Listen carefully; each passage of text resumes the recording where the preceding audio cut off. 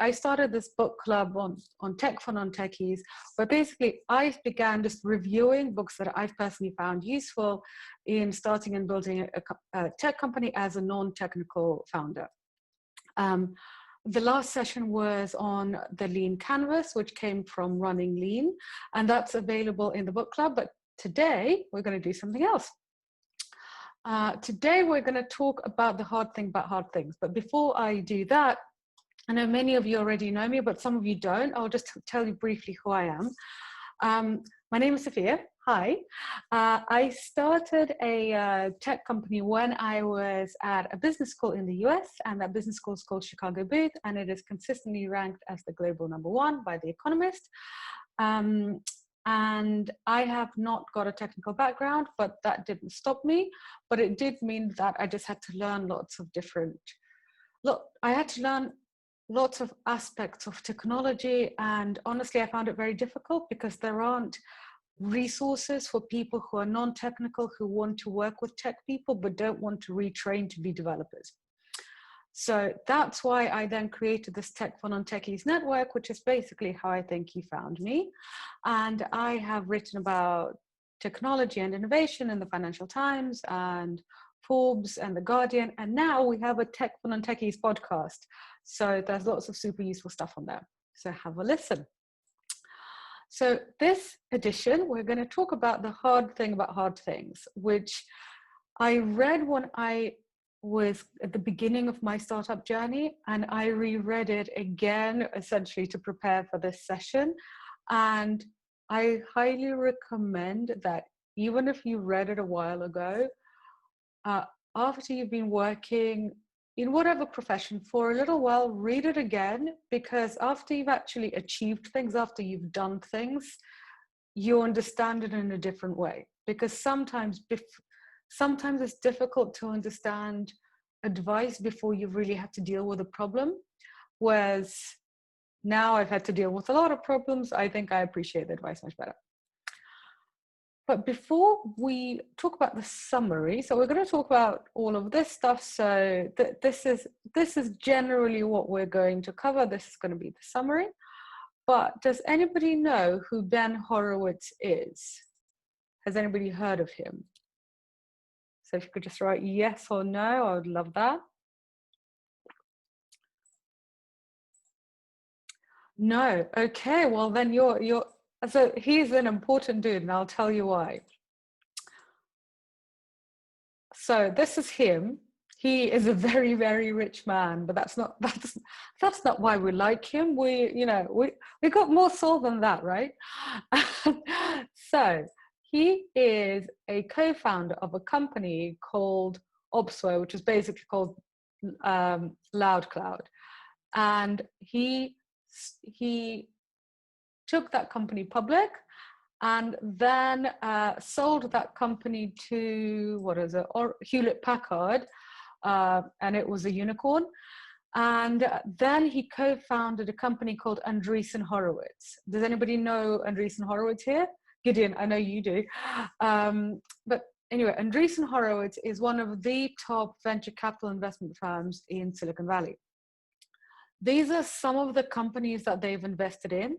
So they invested in Facebook before IPO, because that's what venture capitalists do. They invested in Slack. They invested in Skype. If you go onto their website, you will literally see the brands in technology that you know, and mostly love, and that's their portfolio. So Ben Horowitz is one of the most influential people basically in Silicon Valley and in technology today. So that's why, in general, I'm quite interested in what he has to say. Andreessen Horowitz also has a podcast, which I find some of it useful and some of it isn't. Andreessen Horowitz generally prefers to invest in technical founders. So they believe that it's easier to take a developer and teach him, because it's usually him, CEO skills, kind of like Mark Zuckerberg, than take a non-technical person and teach them tech skills.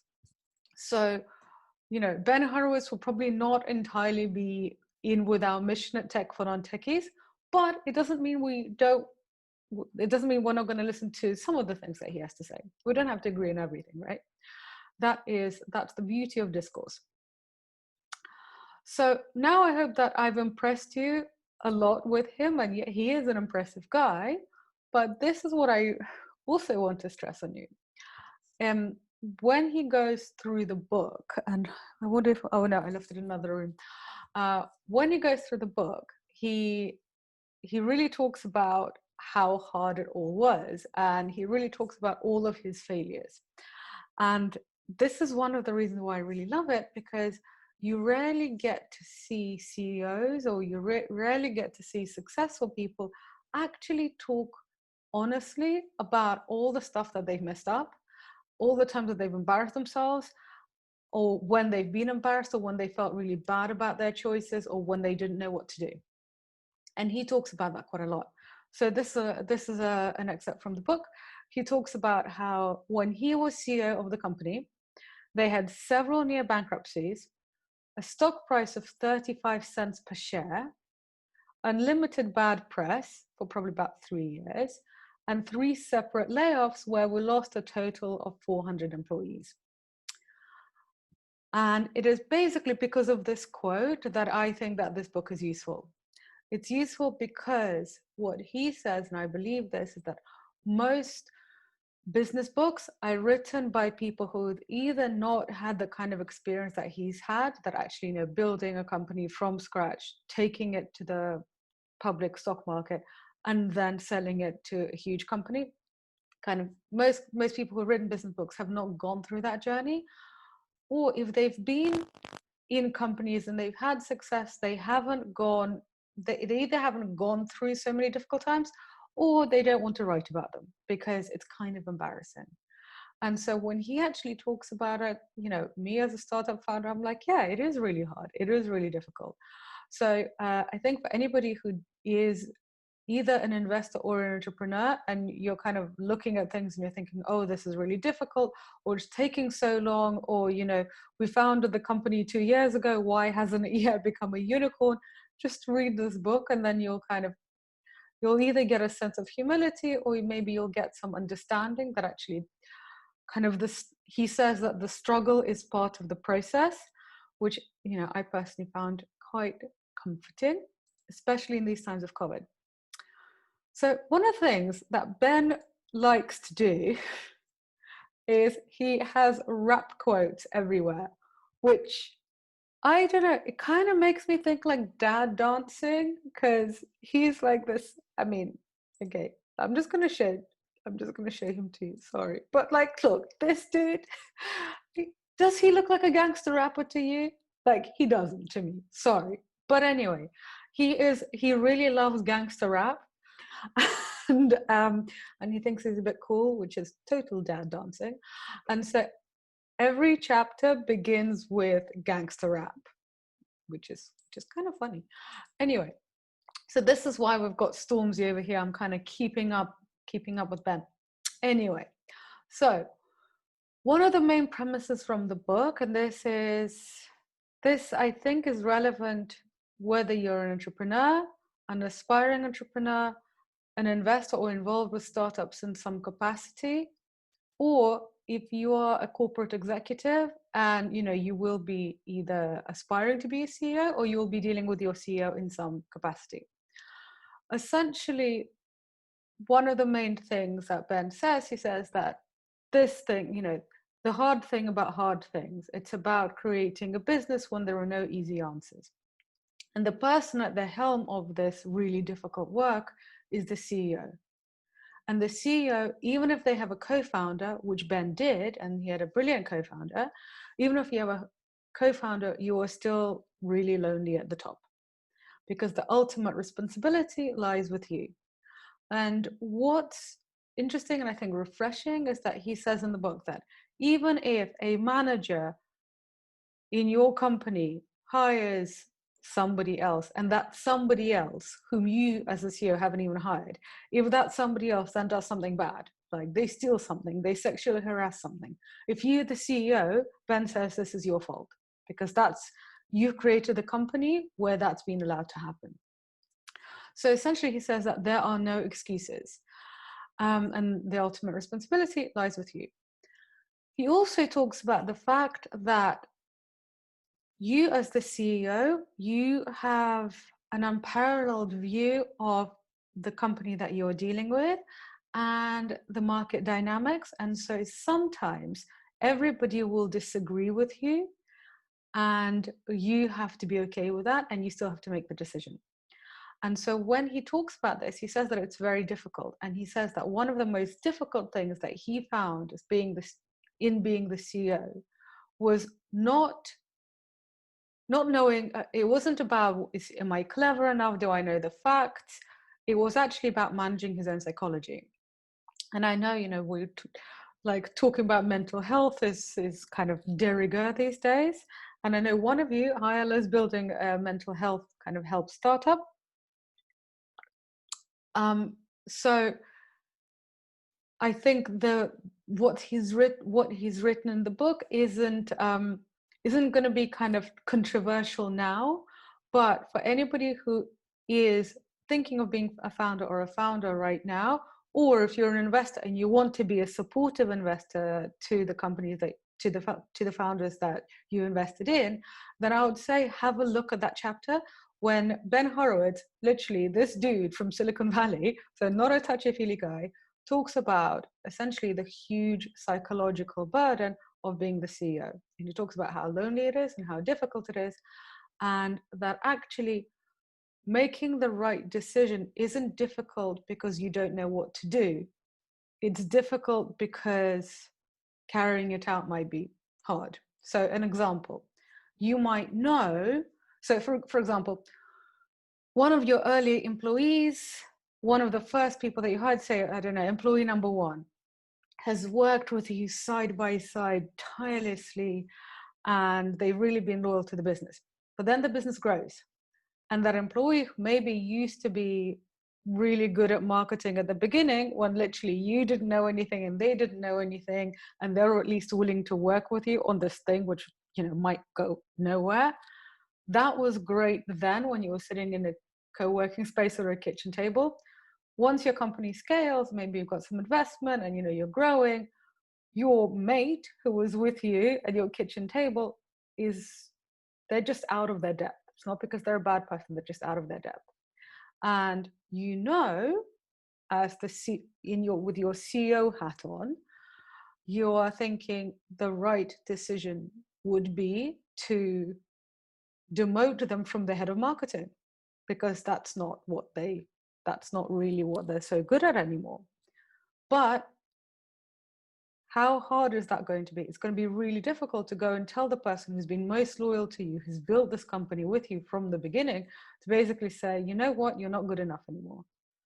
And that's the kind of stuff that is basically what that Ben talks about in Heavy is the Head, that the CEO burden is not necessarily not knowing, it's not about not being smart enough. It's about maybe not being strong enough to sometimes make difficult decisions.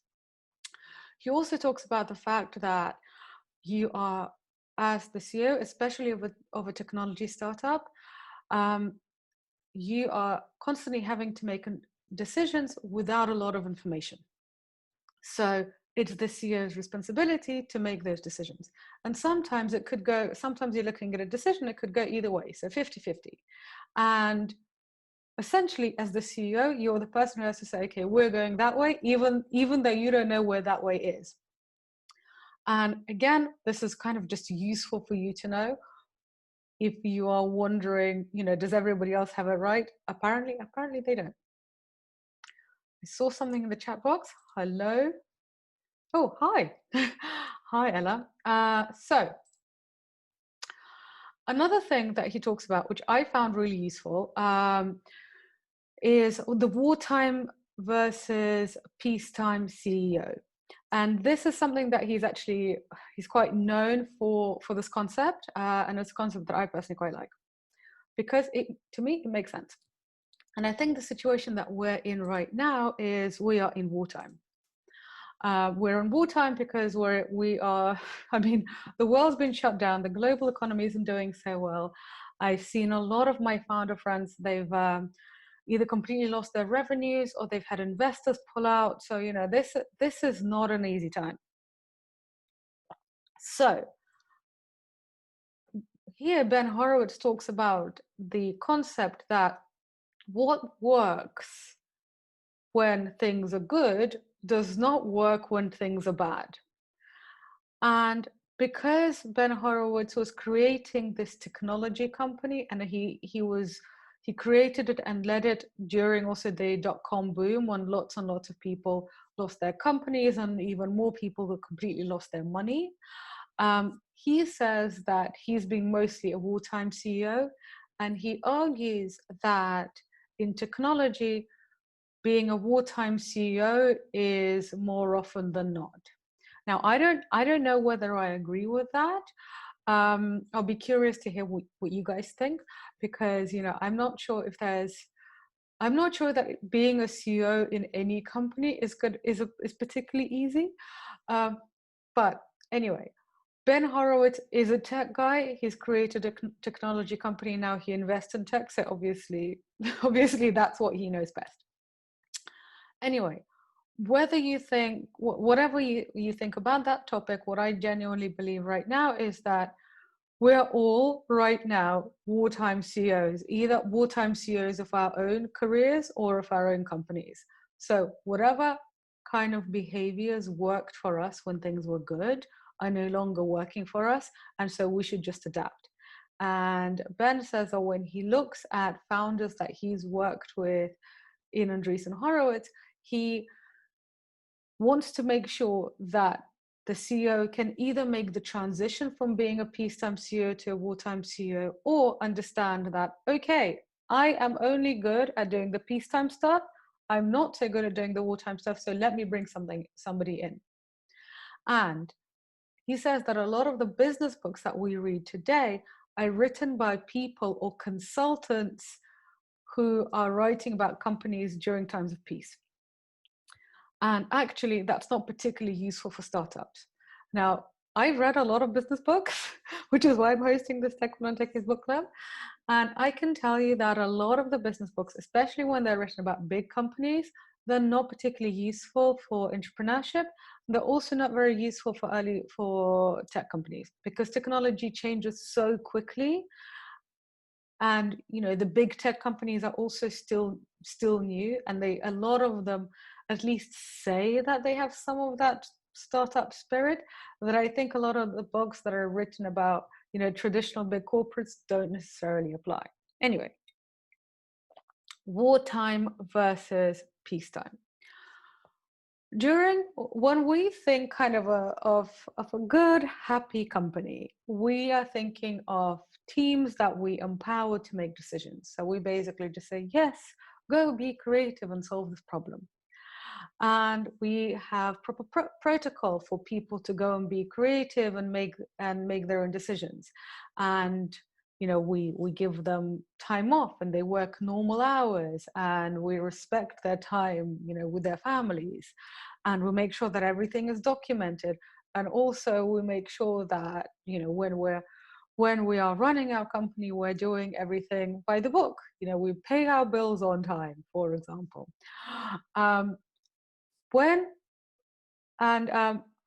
Also peacetime CEOs tolerate deviations from the plan, as long as those deviations from the plan are creative. So, for example, some of you might know that in Google, employees are allowed to take 20% of their time to work on their personal projects.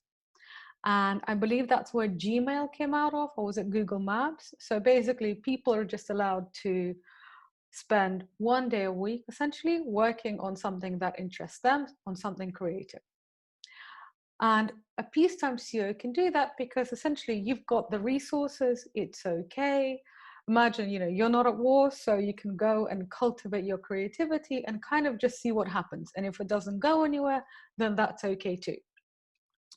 A wartime CEO basically understands that we've literally got one bullet left. And if we don't use that bullet wisely, if we don't strike, then we are complete. Ben actually swears quite a lot in the book, but this is going to be a recording on YouTube. So I don't think they're now swear words. So I'm going to mute myself. You can write whatever the hell you want in the chat though. I don't think that's good. I don't think that's going to be in there. Anyway, so wartime CEOs do not have any time or any tolerance for all of that nice stuff. So what Ben is saying here is that he says that all of that nice creativity, like go and flourish and come up with ideas and let's have a brainstorm and let's all be nice about it. That is not what happens in wartime companies. Basically, wartime companies are companies facing an existential crisis.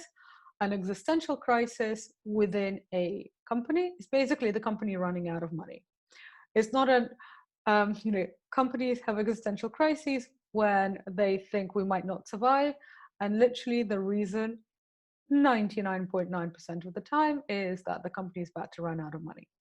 So the company is about to run out of money. For example, maybe it has 2 months of runway left.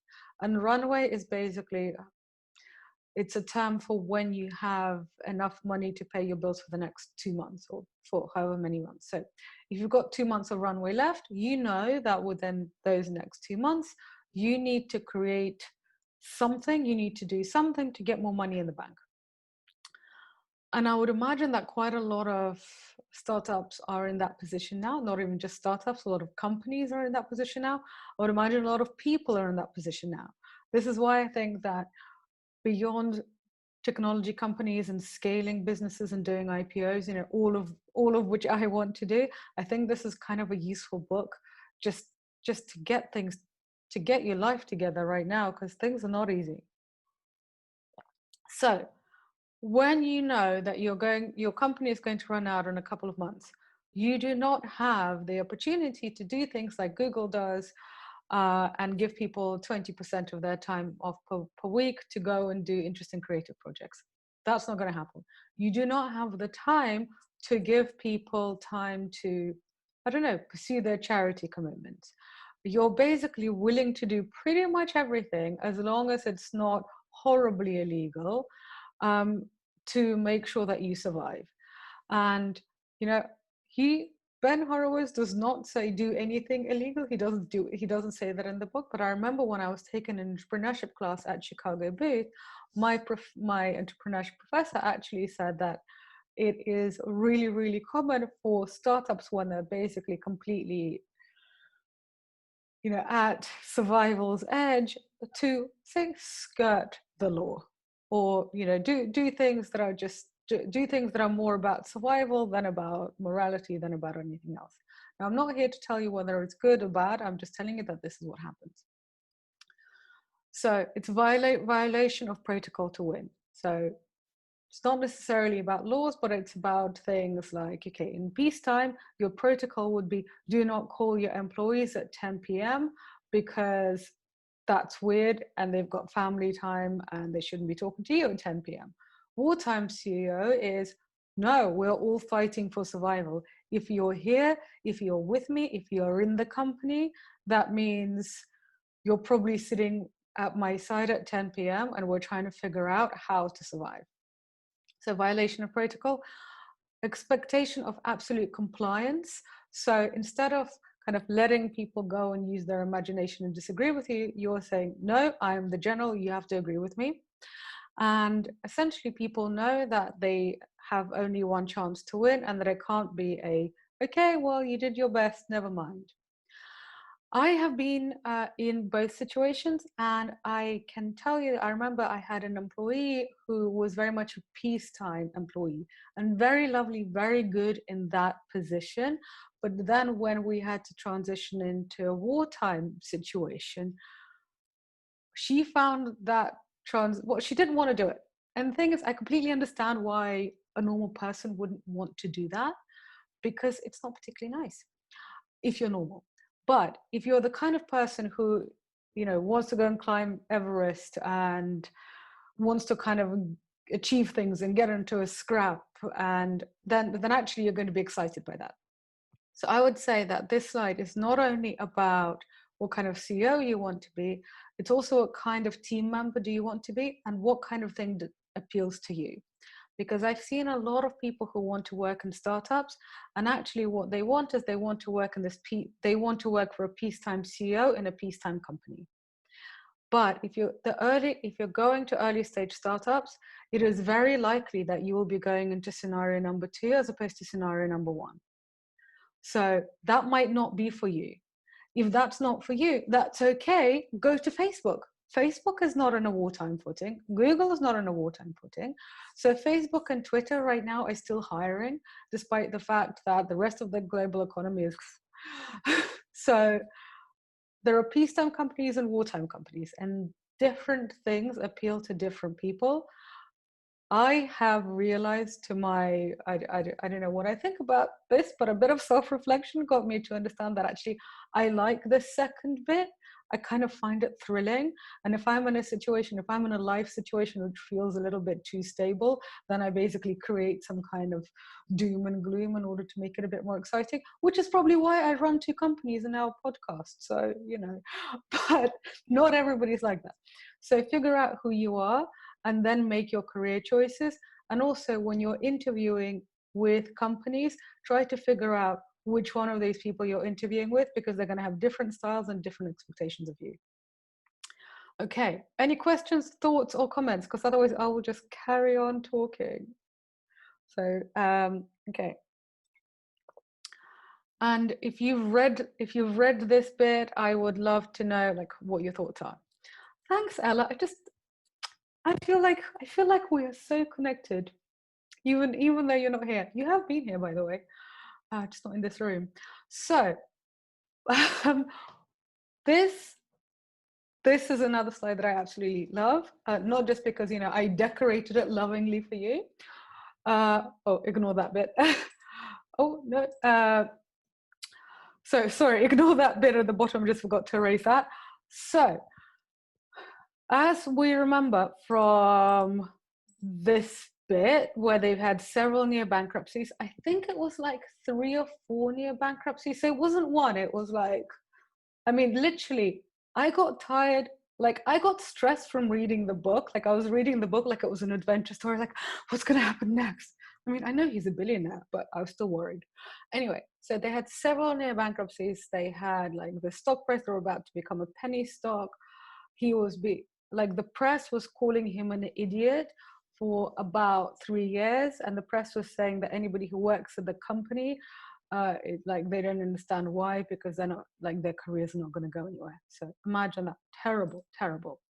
And then basically they made a pivot. They had a business like this is a B2B company. It's a software as a service company. I won't bore you with all of the details because that technology is now outdated.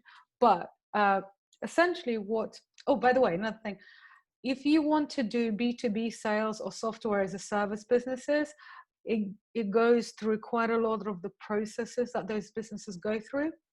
So it's a useful book for that too, but we don't have the time to cover everything that's useful in the book. Anyway, so they started one type of business.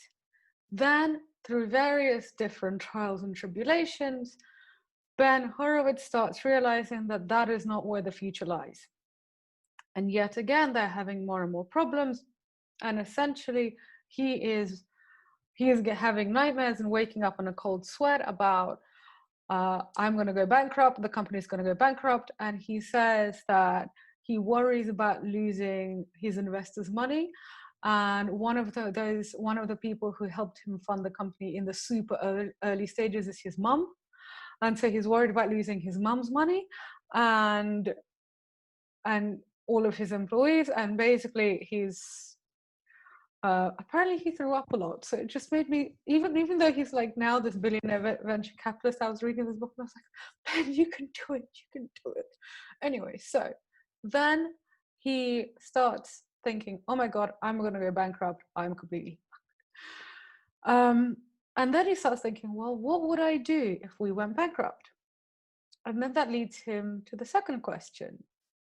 Okay, is there any way I can do it without going bankrupt? Essentially, what he does with question 1 is he says, well, what do I have in the company that is kind of worth saving? that has some value. And then he sees that it's this kind of bit of the business which is still small and it needs a lot of help, and it's like it's nowhere ready to actually make proper money yet. But he says that if everything fell apart, this is the one bit that I would save. And then he's like, oh, so okay, how can I remove all the other stuff and save that bit? Essentially, how can I achieve that thing without going bankrupt? And I think this again is really useful. I mean, I think this is obviously useful for companies, and literally it's something that I've had to do in my business, that, you know, had to look at, okay, what assets are worth saving and what can just be cut, because everything else has to be cut. So, but also I think it's a useful thing about life in general. Like, okay, you know, I'm not a life coach, but I've had life coaches. I think it's one of these things that, which friendship would you save if you had to? Which relationship would you save if you had to? If you could only do one thing per day, what would you do? So anyway, it's a useful thing to think about. So what would I do if I had to give up everything? How could I save that thing without having to give up everything? And I'm very glad that it was useful for you too. Thank you. I'd love to hear why. So this is essentially how he made the pivot, and I found I've used this kind of idea to make our pivot too. So there might be a few of you who are aspiring product managers, and there's literally a chapter in there that says good product manager versus bad product manager, which I have decorated with this Judeo-Christian decoration. So if you want to be a product manager, basically just get the book. Sorry, like this presentation is going to be useful, but it's not going to save everything. Ben Horowitz did get a degree in computer science. That is his first degree. So he understands technology, but he was a product manager. So I think he was an engineer probably, I think, for the first 1 or 2 years of his career, but then he became a product manager, and then he became a CEO. So actually he wasn't, you know, if you're a product manager, you're not writing code. If you're a CEO, you're certainly not writing code. The hard thing about hard things is a good book if you want to get into product management, understand product management, hire product managers. Even if you want to get a job as a product manager in Facebook, again, they're hiring and you'll get paid loads and you'll get free breakfast, lunch, and dinner. So those are all very good things in my book. So useful thing on PM. Anyway, the chapter briefly summarizes that as a good product manager, you would understand the market that your product operates in. You would understand the product that you're working on, and you would understand the competition. The competition, remember, is not just what other products what other products is your company competing with. It's how is your user fulfilling that need. So for example, Uber is not, you know, another taxi might not necessarily be a competitor to Uber. Walking could also be a competitor to Uber. So that's what I mean by understanding your competition. Good product manager, Ben says, takes full responsibility for the success of the product. If you've been to any of our events on product management, you will know that basically product managers have to act like the CEO of the product. So they have to take full responsibility for the product, but actually they're not the hiring manager. So if the engineers mess up, in bigger companies, product managers can't fire the engineers, but also product managers are not going to be the best engineers. Some of them don't even know how to code at all, and that's perfectly fine too. But yet you have to take responsibility for the output of the team. If you want to know more about product management, then check out the Non-Techies podcast. We've got an excerpt from product management session with a Facebook PM, or in the membership in the membership, we've got lots and lots of recordings and resources on product management and events coming up, which I'll tell you about in a few minutes. Another thing that I found really useful is that a good product manager acts as the marketing counterpart to the engineering manager. So this is what I've talked about. If any of you, I know some of you have taken my Tech for Non-Technical Founders course, there I talk about how every company has a yin and a yang. So you need somebody to make the product and you need somebody to sell the product. And those are your two basic things. Without one, like you need two things to succeed. And that's kind of what this couple does. The marketing person, which is where the marketing counterpart is the PM, they're selling the product, the engineering manager is making the product. Now, in blue, I've written what I believe to be the most important thing for this group. I don't know if that's what Ben meant, but I singled it out for this group. Because what Ben says is that good product managers feel good when they figure out what. It's basically when they figure out what needs to be done for the product to be a success. Usually that what needs to be done comes from understanding the users and the problems that you need to solve from the users. So what's the problem that the user has? Let's make a solution for it. That is the happy eureka moment for the good product manager when they understand that. A bad product manager says that, Ben says, they feel good when they figure out the how. So how do we build the product architecture? What code do we write it in? How do we connect our server to that server? Essentially, a bad product manager is so insecure about the fact that they're not an engineer that they keep on trying to figure out what the engineers are doing in minute detail and then tell them what to do, which is bad because it pisses off the engineers, because the engineers are better at being engineers than product managers. That's why they're engineers. And also in general, the product manager is meddling, and also they're meddling with useless advice. So for all of the people here who have thought, oh my God, I want to get into tech, so I'm going to go and learn to code,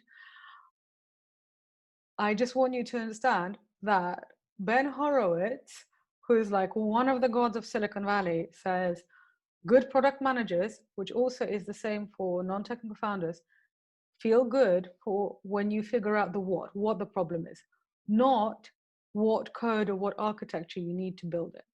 Okay? So if you want to learn to code, then go learn to code. If you want to be a data scientist, then go be a data scientist. Fantastic.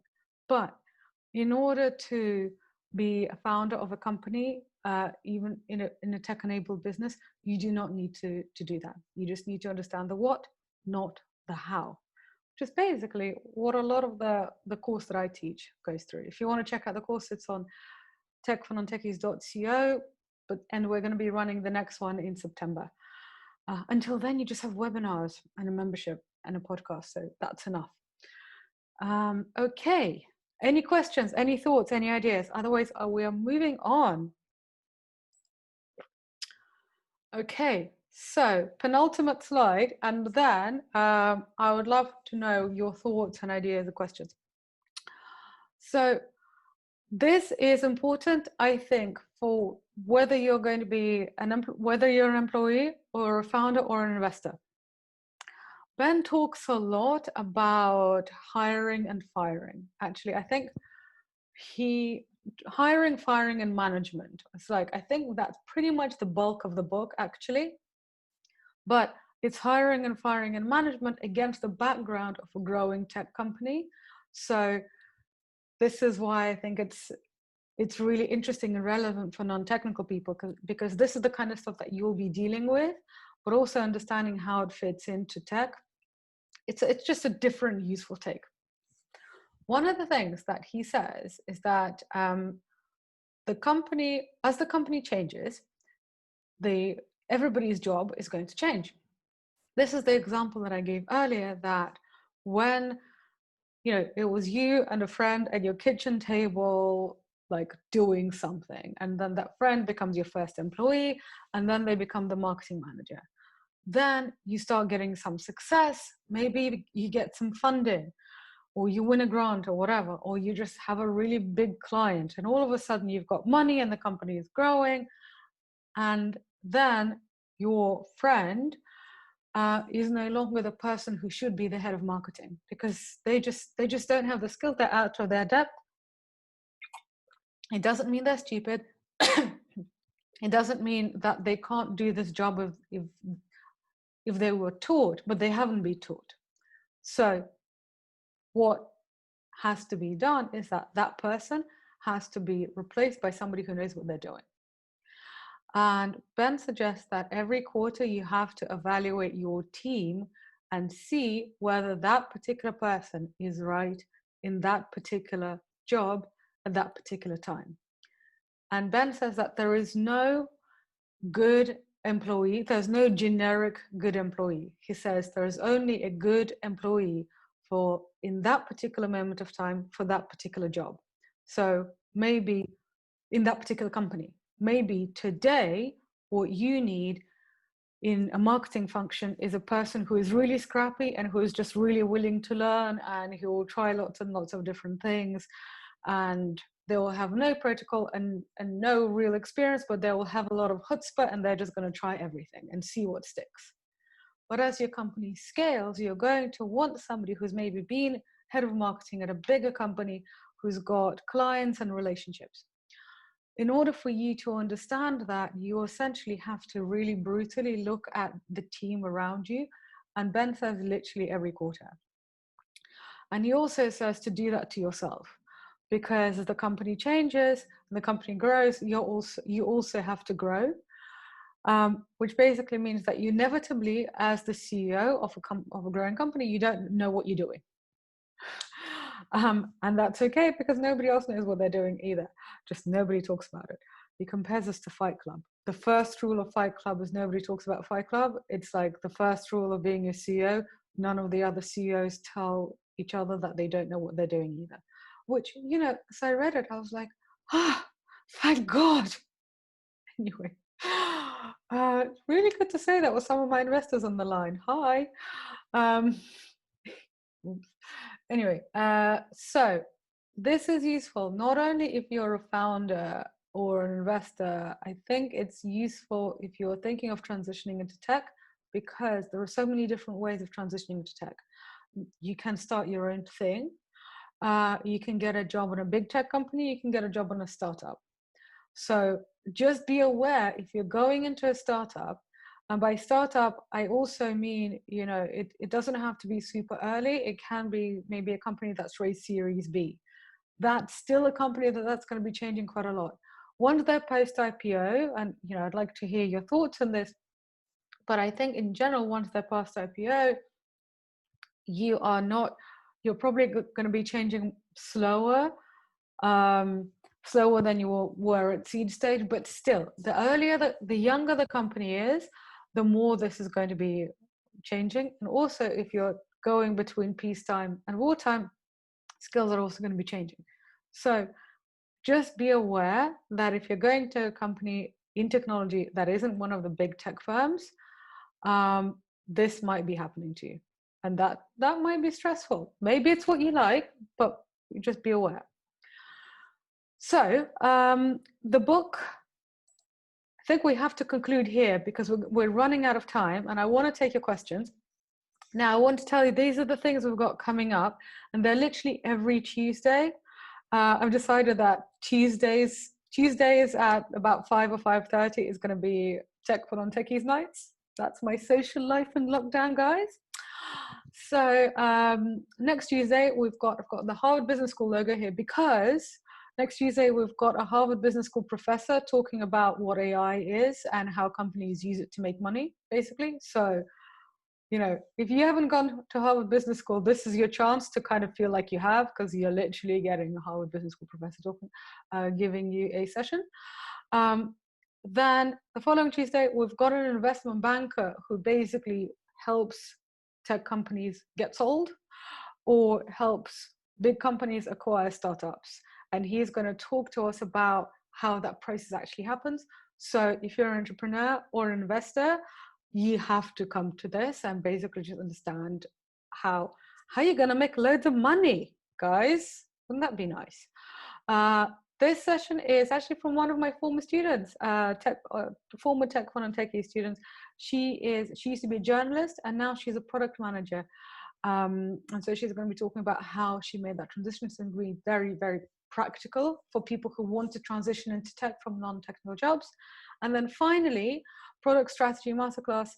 That's going to be with somebody who works at Facebook in product management, and he's going to be telling us when big tech companies decide whether to copy a new technology or whether to buy a new technology, or whether not to bother at all. So, you know, when Facebook copied Snapchat by creating stories like that, essentially he's going to be telling us how they make that decision to copy something or to buy something, or to make it themselves.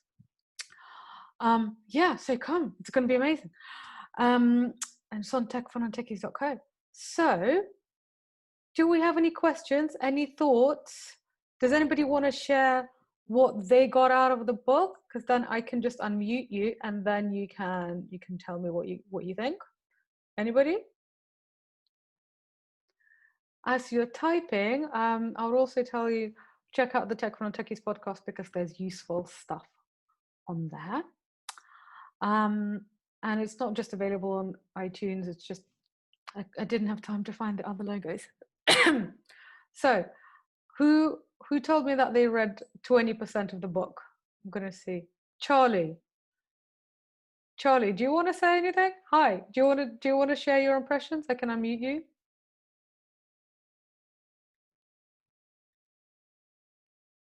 Oh, go on then. You flirt. Hi, Charlie Black. Can you? Hi. Hi. Hi. What do you think of the book? Can you hear me? Sorry. Yeah,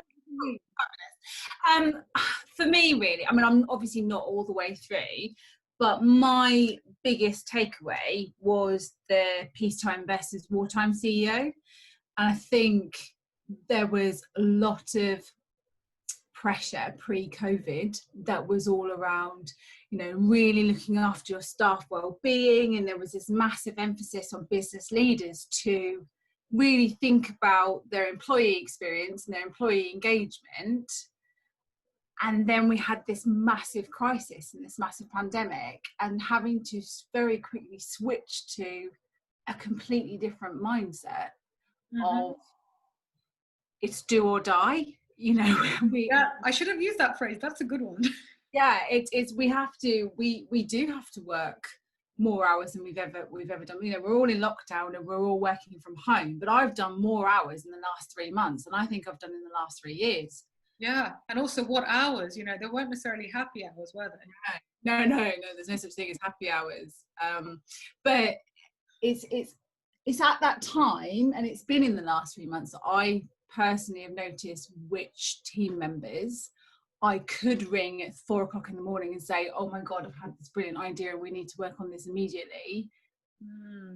And they'd get up and they'd do it. And I think I'm very similar to you in that I figured out, actually, I think I'm probably more of a wartime than a peacetime. Yeah.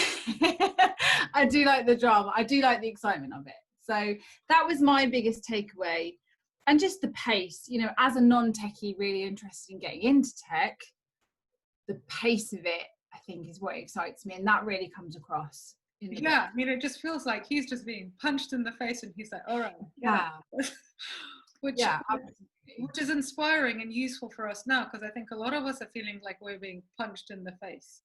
And we're just like, okay, keep on coming. Come on, I can take it. No, absolutely. And I think it is one of those situations we're all in where what doesn't kill our business will make us stronger. And there's lots of things to learn from this situation. And it was a really good time to read that. So yeah. I'm looking forward to seeing what your next recommendation is.